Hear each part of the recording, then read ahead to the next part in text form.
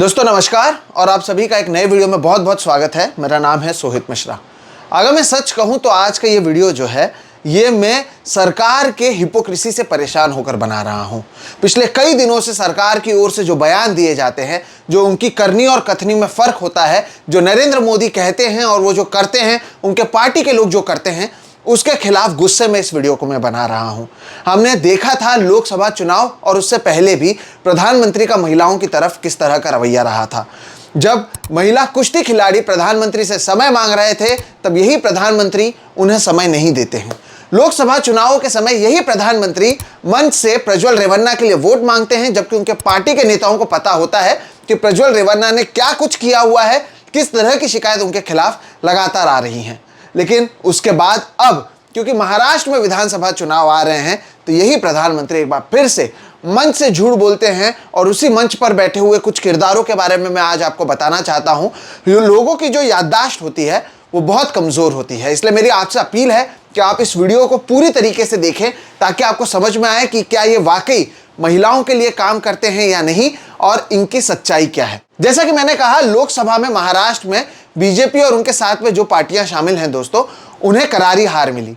उन्हें जिस तरह के नतीजों की अपेक्षा वो कर रहे थे वो उन्हें नहीं मिल पाया और उसके बाद महाराष्ट्र में एक नई योजना को लाया गया है, लाडली बहन योजना के नाम से, जिसके तहत ये कहा जा रहा है कि हर महिला को 1500 रुपए दिया जाएगा।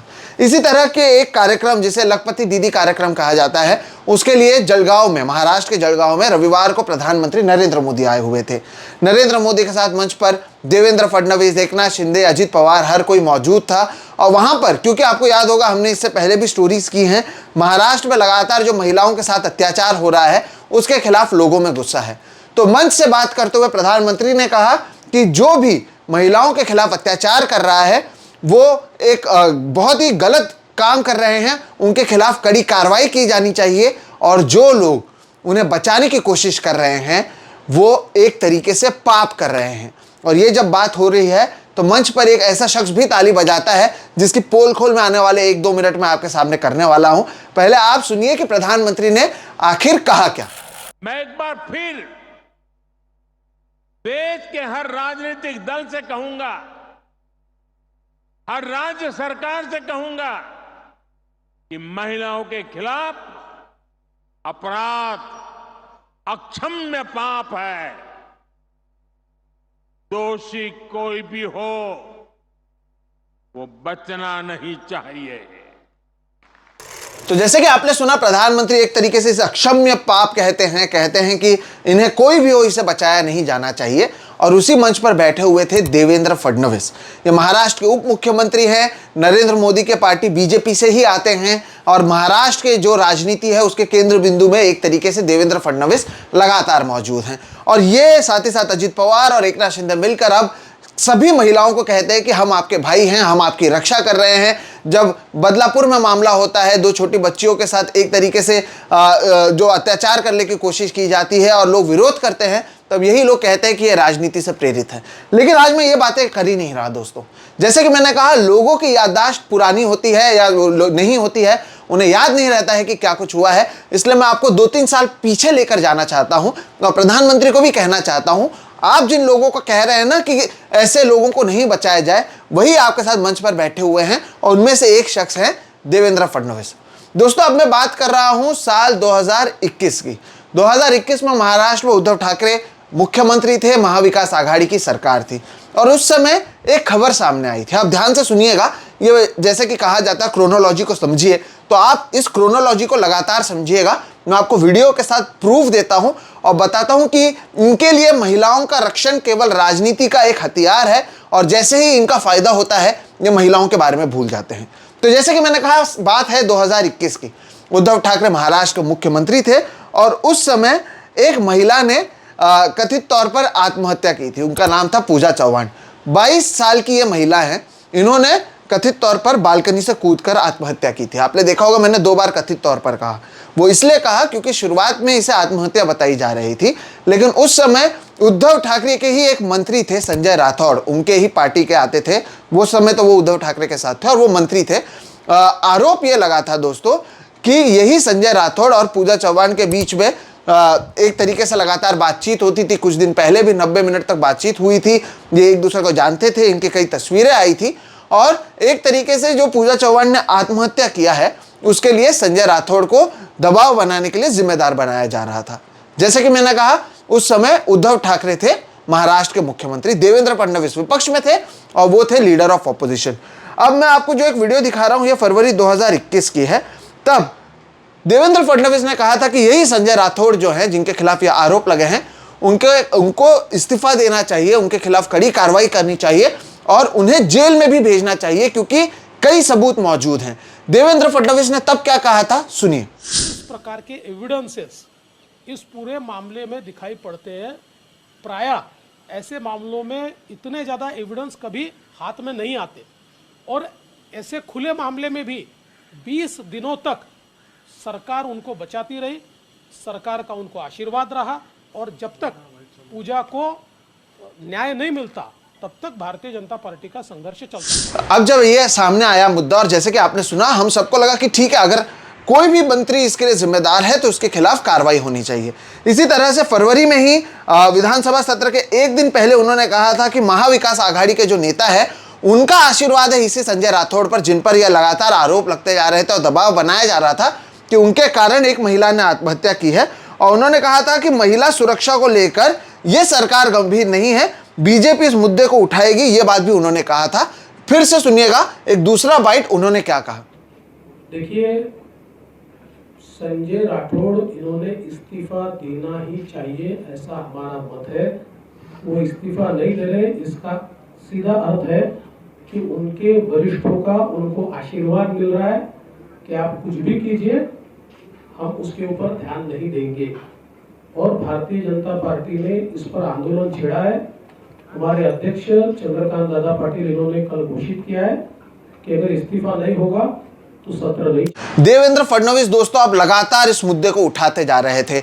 विधानसभा के अंदर बतौर विरोधी पक्ष नेता बात करते हुए वो महिला सुरक्षा पर जोर दे रहे थे, कह रहे थे कि एक लड़की का जबरदस्ती अबॉर्शन करवाया गया था इसी लड़की का, और साथ ही साथ उन्होंने कहा था कि संजय राठौड़ को इस्तीफा देने के लिए मजबूर करेंगे वो। और उस समय के मुख्यमंत्री उद्धव ठाकरे को उन्होंने कहा था कि आपको नींद कैसे आती है। ये वाला बयान भी सुनिएगा। लगातार देवेंद्र फडणवीस किस तरह से बात कर रहे थे, फिर कैसे पलटी मारते हैं वो मैं आपको बताता हूं, सुनिए क्या कहा। दिवस एक अशा प्रकारचा मृत्यू होतो, त्याच्यामध्ये एक संशयित अबॉर्शनची केस येते, जी पण इल्लीगली झालेलं, म्हणजे ती कोण आहे, पूजा राठोड, जिचं अबॉर्शन झालं, कोण आहे ती भयानक घटना। आणि अशा प्रकारच्या ऑडिओ क्लिप्स असताना अध्यक्ष महोदय, तुम्ही पोलिसांवर दबाव आणून त्यांना कदाचित वाचवून घ्याल, पण तुम्ही झोपू नाही शकणार रात्री, हे तुम्हाला सांगतो। रात्री झोप येणार नाही तुम्हाला। अब मैं दोस्तों एक और वीडियो आपको दिखा रहा हूं। मैं जानबूझकर ये सारे वीडियोस आपको दिखा रहा हूं कि आप देखिए कि बीजेपी जब विपक्ष में होती है तब एक मुद्दे को कैसे उठाती है और सरकार में आती है तो उसका रवैया कैसे बदल जाता है। और ये देवेंद्र फडणवीस की बात कर रहा हूं।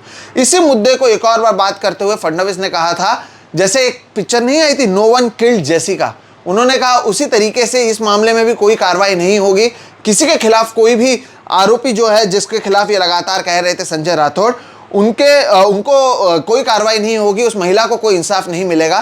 फडणवीस ने नो वन किल्ड जेसिका से लेकर इस मुद्दे को जोड़ा था। ये वाला बयान भी आप सुनिए। त्यात काही फार कारवाई होईल असं आता तरी मला दिसत नाही। म्हणजे एक सिनेमा आला होता नो वन किल जेसिका, तशी परिस्थिती याच्यामध्ये होणार आहे हे अगदी स्पष्टपणे दिसत आहे। सरकारचं पूर्ण आशीर्वादानं हे सगळं चाललेलं आहे। पोलीस हे प्रकरण जेवढं दाबता येईल तेवढं दाबतायत आणि मला आता तरी असं दिसतंय की सरकारची भूमिका हीच आहे की कुठल्याही परिस्थितीत हे प्रकरण दाबायचं। अब जैसे जैसे बात आगे बढ़ती गई, देवेंद्र फडणवीस ने यह कहा दोस्तों कि उनके पास संजय राठौड़ और इस महिला के बीच कुछ ऑडियो क्लिप्स मिले हैं और उस ऑडियो क्लिप से पता चलता है कि इनके बीच में रिश्ते किस तरह से थे और देवेंद्र फडणवीस इस मुद्दे को अंत तक उठाएंगे।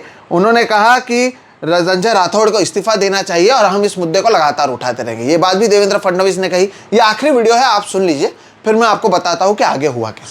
या संदर्भातल्या सगळ्या ध्वनिफिती या उपलब्ध झालेल्या आहेत, त्यात इतक्या गोष्टी स्पष्टपणे येत आहेत, त्याच्यावर कुठली कारवाई होते का? नाहीतर त्यांनी सांगावं की या खोट्या आहेत, यातला आवाज बरोबर नाही आहे, असंही कुठे सांगितलं जात नाही आहे। अब जैसे कि आपने सुना और मैंने 4-5 वीडियोस जानबूझकर आपको दिखाए ताकि आपको पता चले कि कैसे दबाव बनाने की कोशिश की गई। शुरुआत में चलिए हम मानते हैं कि ये जो है अच्छी काम कर रहे थे देवेंद्र फडणवीस की, एक के खिलाफ आरोप लगा है, वो शख्स मंत्री है तो उस महिला को न्याय कैसे मिलेगा, और उन्होंने इसलिए लगातार दबाव बनाया।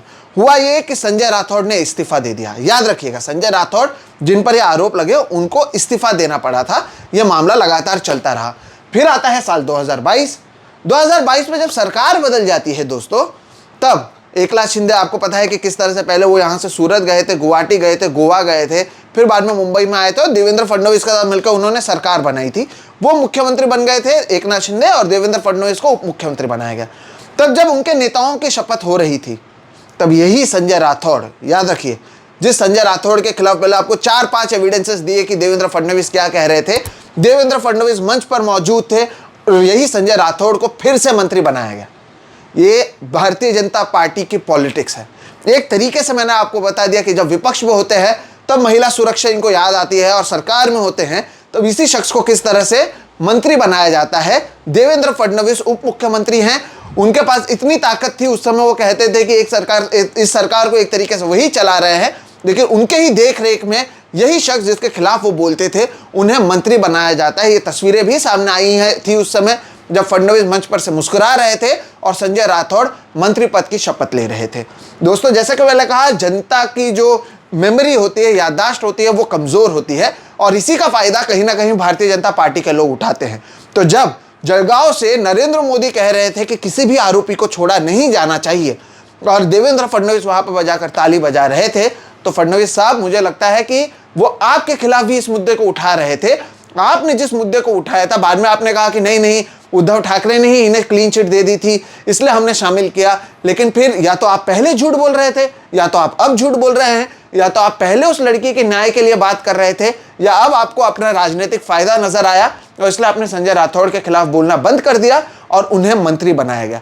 अब मैंने आपको जैसे कि कहा, चुनाव से पहले ये सरकार अपने आप को महिलाओं के भाई बताते हैं, कहते हैं कि हमने महिलाओं का रक्षा किया है, हम महिलाओं की रक्षा करेंगे। अजित पवार तो गुलाबी कलर के जैकेट पहनकर हर जगह पर नजर आते हैं, लेकिन सच्चाई यही है जो मैं आपको बता रहा हूं। ये कहते कुछ हैं, ये करते कुछ हैं। मैं आपको और भी उदाहरण देता हूं। साल 2022 में बीजेपी के उस समय के अध्यक्ष थे महाराष्ट्र के चंद्रकांत पाटिल, और उन्होंने सुप्रिया सुळे, जो कि सांसद हैं बारामती से और शरद पवार की बेटी हैं, उनके बारे में कहा था कि घर पर जाकर खाना बनाओ। यानी इन्होंने एक तरीके से महिला की तुलना किचन से कर दी थी। अब अपने आप को उनकी भाई, उनका रक्षण करने की बात करते हैं। ये 2022 की बात है। अब यही चंद्रकांत पाटिल भी ये सरकार में मौजूद हैं, मंत्री हैं। अजित पवार, जिनकी बहन है सुप्रिया सुळे, उनको इन्होंने ये बात कही थी, लेकिन अजित पवार इनके साथ अब मंच साझा करते हैं। अजित पवार ने तो खैर अपनी पत्नी को ही सुप्रिया सुळे के खिलाफ चुनाव में उतारा था, जिन्हें वो अपनी बहन कहते हैं, और अब कहते हैं कि इस राज्य के सभी महिलाएं हमारी बहन हैं। एक और मैं आपको उदाहरण देता हूं। ये जब सरकार बदल गई थी, भारतीय जनता पार्टी और एकनाथ शिंदे की सरकार थी, तब एक और मंत्री हैं अब्दुल सत्तार। इन्होंने तो दोस्तों सुप्रिया सुळे को ऑन कैमरा एक नहीं 4-5 चैनल से अलग अलग समय बात करते हुए भद्दी भद्दी गालियां दी थी। मेरे पास वो सारे वीडियोस मौजूद हैं, लेकिन वो गालियां इतनी गंदी थी कि मैं आपके सामने नहीं कह सकता। बाद में उन्होंने जरूर माफी मांगी होगी, लेकिन उन्होंने भद्दी भद्दी गालियां दी। ये भी अब भी लगातार मंत्री मौजूद हैं, ये मंत्री हैं इस सरकार में, अजित पवार के साथ मंत्रिमंडल में बैठते हैं। अजित पवार जो गुलाबी कलर का जैकेट पहनकर महिलाओं के रक्षण की बात करते हैं, उनकी बहन के खिलाफ इन्होंने भद्दी भद्दी गाली दी थी और अब ये लोग महिला रक्षण की बात करते हैं। और अब एक और घटना मैं आपको बताता हूं। जब ये बदलापुर वाला पूरा मामला हुआ था, जब लोग पटरी पर उतरे थे, उन्होंने जो 2 छोटी बच्चियां हैं 3 साल 10 महीने की, उनकी न्याय की मांग की थी, तब बदलापुर के पूर्व मेयर हैं वामन मात्रे, इनसे जब एक महिला पत्रकार ने सवाल पूछा और इस मुद्दे पर उन्होंने आक्रोश से सवाल पूछा, तब इन्होंने कहा था कि तुम इतने गुस्से क्यों हो रही हो, क्या तुम्हारा रेप हुआ है? इस तरह के बयान वामन मात्रे की ओर से दी गई थी। वो भी इस सरकार के हिस्सा हैं। वो अब हालांकि वो मंत्री नहीं है, लेकिन वो शिवसेना एकनाथ शिंदे गुट से जुड़े हुए हैं। तो दोस्तों, सवाल साफ है यहाँ पर कि इनके करनी और कथनी में जो अंतर है वो मैंने आपको दिखाने की कोशिश की। ये कहते कुछ हैं, ये करते कुछ हैं। प्रधानमंत्री महिला आरक्षण की बात करते हैं, वहां पर प्रज्वल रेवन्ना कई दिनों तक विदेश में घूमते रहते हैं, कोई कुछ नहीं कहता है। कुश्ती खिलाड़ी जो हैं हमारी, वो लगातार प्रदर्शन करते रहते हैं, प्रधानमंत्री उनसे मिलते नहीं है। लेकिन जैसे ही विपक्ष का कोई राज्य आ जाता है, वहां पर एक के बाद एक बड़े बड़े बयान दिए जाते हैं। जब भाजपा विपक्ष में होती है महाराष्ट्र में, तब वो सरकार को कहती है कि आपको नींद कैसे आती है, आप एक शख्स को कैसे बचा रहे हैं। और जैसे ही सत्ता में आते हैं, मंच पर मौजूद रहते हुए इसी संजय राठौड़ को वो मंत्री पद का शपथ दिलाते हुए आपको नजर आते हैं। तो ये सच्चाई है इस सरकार की। जैसे कि मैंने कहा, एक के बाद एक जब मैं बयान देख रहा था तो एक फ्रस्ट्रेशन के तहत मैंने इस वीडियो को बनाया है, इस सरकार के हिपोक्रेसी को एक्सपोज करने के लिए। इस तरह के तमाम मामले और मौजूद हैं। आदर्श घोटाला जब हुआ था तब यही अशोक चव्हाण, जो अब भारतीय जनता पार्टी भी शामिल हैं, उन पर आरोप लगा था कि उन्होंने जो विधवा महिलाएं हैं उनके फ्लैट्स को अपने नाम पर कर लिया था, अपने करीबियों के नाम पर कर लिया था। फिर ये महिलाओं की बात करते हैं, यही अशोक चव्हाण इनके साथ मौजूद हैं। ऐसे कितनी घटनाओं के बारे में मैं आपको बताऊं। कहते कुछ हैं, करते कुछ हैं, और फिर प्रधानमंत्री आकर महिला आरक्षण की बात करते हैं। तो इस वीडियो के जरिए मैंने आपको इनके करनी और कथनी के बारे में बताने की कोशिश की, इनका जो असली चेहरा है वो आपके सामने लाने की कोशिश की। और खास तौर पर इन महिलाओं को मैं बताना चाहता हूं कि विपक्ष में रहते हैं तब ये कुछ और कहते हैं, आपके इंसाफ की बात करते हैं, सत्ता पक्ष में आते हैं तो अपने फायदे की बात करते हैं। अब सत्ता में मौजूद रहने के लिए शायद आप जैसे महिलाओं की इनकी जरूरत है, इसलिए 1500 रुपये प्रति महीना देने की बात करते हैं, गुलाबी जैकेट पहनते हैं, महिला आरक्षण की बात करते हैं। देखिए, इनके ही नेता महिलाओं को भद्दी भद्दी गालियां देते हैं, महिला पत्रकार के बारे में अनाप शनाप कहते हैं, और जिन पर आरोप लगाता है उन्हें इनके ही सरकार मंत्री भी बनाते हैं। आप सोचिएगा कि हम किस महाराष्ट्र में रह रहे हैं। क्या ये वही पुरोगामी महाराष्ट्र है जिसकी बात हम लगातार बचपन से सुनते आए हैं।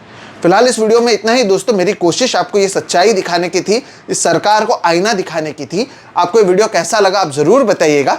अगर पसंद आया तो इसे दूसरों के साथ भी साझा करें, क्योंकि ये चुनावों से पहले जिस तरह का काम हो रहा है, इन्हें एक्सपोज करने की ज़रूरत थी। आप अपने मुद्दों को लगातार उठाइए, लेकिन आप महिला आरक्षण की बात करते हुए आपके लोग किस तरह से दो मुंह के होते हैं या वो किस तरह के हिपोक्रेट होते हैं, ये बताने की कोशिश मैंने इस वीडियो से की है। फिलहाल इस वीडियो में इतना ही। मेरा नाम है सोहित मिश्रा, आप देख रहे हैं SM ऑफिशियल। वीडियो पसंद आए तो इसे लाइक करें, दूसरों के साथ साझा करें, साथ ही साथ चैनल को सब्सक्राइब जरूर करें और बेल आइकॉन भी दबाएं, ताकि जब भी हम इस तरह के वीडियोस करें विथ रिसर्च, विथ प्रूफ, उसकी जानकारी आपको मिले। फिलहाल इतना ही। नमस्कार।